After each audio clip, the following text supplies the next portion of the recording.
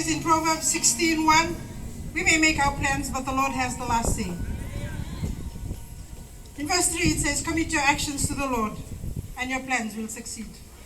I take this time to thank the Lord for giving me the breath of life to be here this afternoon. I feel so excited. Today when we were at the back there, when we were doing our brief, I couldn't stop my tears. It was just rolling down.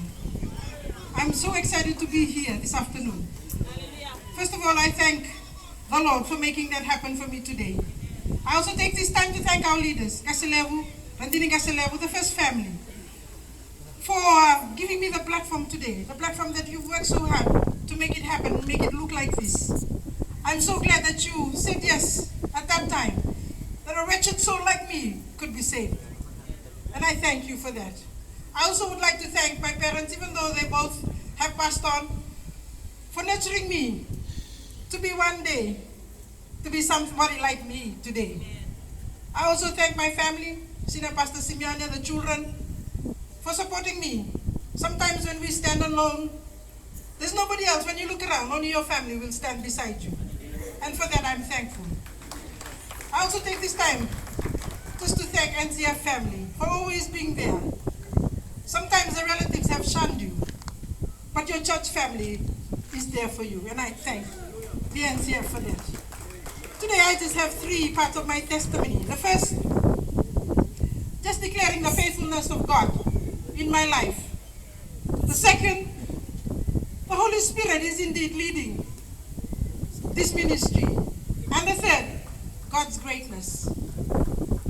The faithfulness of God in my life.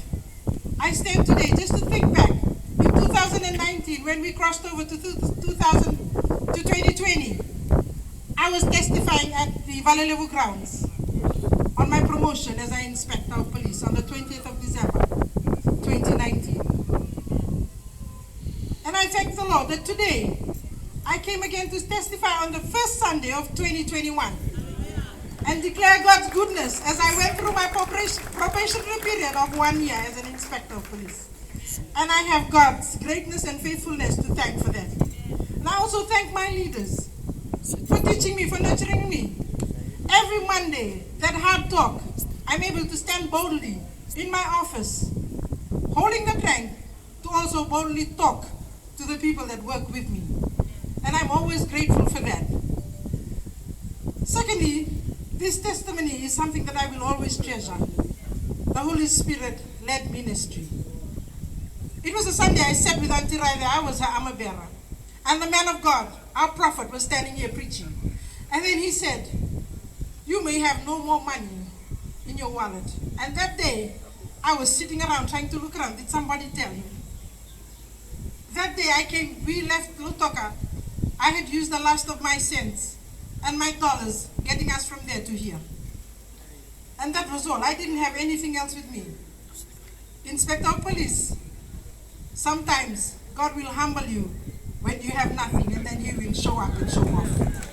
And that day as I sat there, I couldn't hold my tears. I was just sitting down and saying, Lord, how can the man of God preach that when that is exactly what I have today? I had nothing.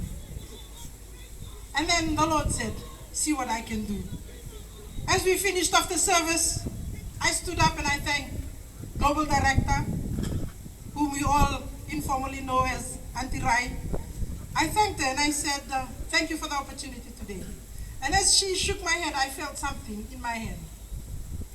And Auntie Rai had blessed me with a $50 note that day. Sangani kila kwaya, na ochichinika sa teiva kiwati. Sangani kila kwaya sa senga. Na inspector of police ko lako to make MMA to sa otibando na kai tuwa. And I thank God. Sometimes you hold your position in society as something. Then you can realize what builds it up. What is that thing that lasts forever, that builds it up? Only God can build your reputation and build what you have in society. And I thank God for showing me that the Holy Spirit leads. And the Holy Spirit, no matter how you want to hide things, it will show up somewhere. So be careful. And last,